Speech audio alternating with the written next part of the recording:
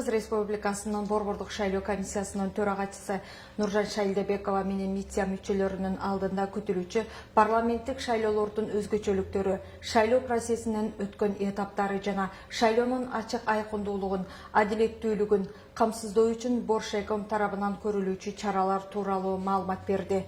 Шайлоочуларга маалымат берүүгө алкагында Кыргыз Республикасынын БШКсынын сайтында талапкерлер жана партиялар бөлүмүнөн талапкерлер же партиялар тууралуу бардык маалыматтар, программалар жайгаштырылган, шайлоо фондунун каражаттарынын кыймылы көрсөтүлгөн.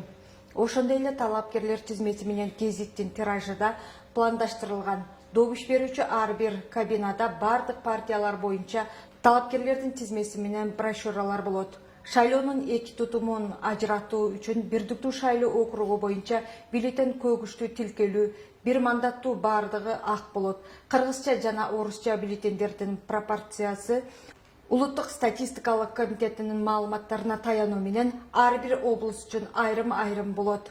Кыргыз Республикасынын шайлоо жана референдум өткөрүү боюнча Борбордук шайлоо комиссиясынын төрагасы Нуржан Шайлдебекова Европа парламентинин депутаттары, Европа парламентинин Борбордук Азия өлкөлөрү жана Монголия менен достук тобунун төрагасы Фульвио Мартушелло жана ушул топтун мүчөсү Терри Мариани менен жолугушту.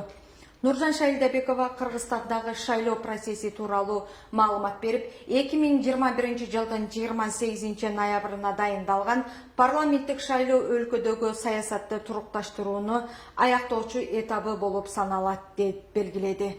Парламенттик шайлоо тартибин караган учурда Кыргыз Республикасынын Борбордук шайлоо комиссиясы тарабынан шайлоонун демократиялык стандарттарын сактоого багытталган, анын ичинде шайлоонун инклюзивдүүлүгүнө тийиштүү чаралар сунушталды.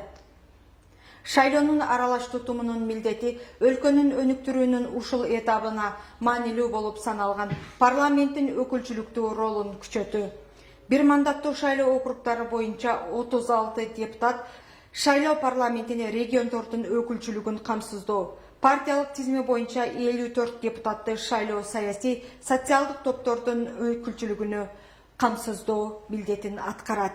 Мында партиялар депутаттыкка талапкерлерди көрсөтүү субъект болот жана аялдардын, жаштардын, этностук азчылыктын жана майыптыгы бар адамдардын өкүлчүлүгүн камсыздоого тийиш.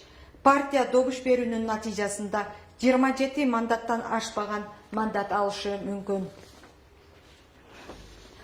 Үстүбүздөгү жылдагы шайлоо өнөктөрүнүн даярдоо жана өткөрүү процессинде Кыргыз Республикасынын Борбордук шайлоо комиссиясынын шайлоонун ачыктыгын жана акыйкаттыгын арттыруу боюнча төмөкү чараларды көрдү. Шайлоонун айкындуулугунун жана аныктыгынын жетишилген деңгээлин сактап калды.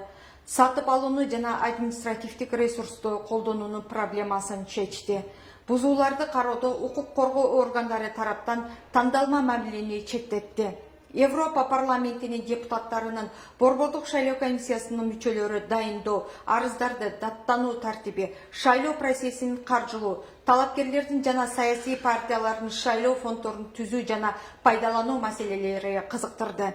Европа өлкөлөрүндө алигиче колдонула элек ачык айкын боюнча бир катар чараларды камтыгандыгында таң каларлыктарын билдиришти. Силер Франциядан өтүп кетипсиңер. Францияда парламенттин депутаттыгына талапкердин шайлоо күрөсүнө акча каражатын төккөн адамдардын ачык маалыматтары жок, деди Европа парламентинин депутаты Терри Мариани.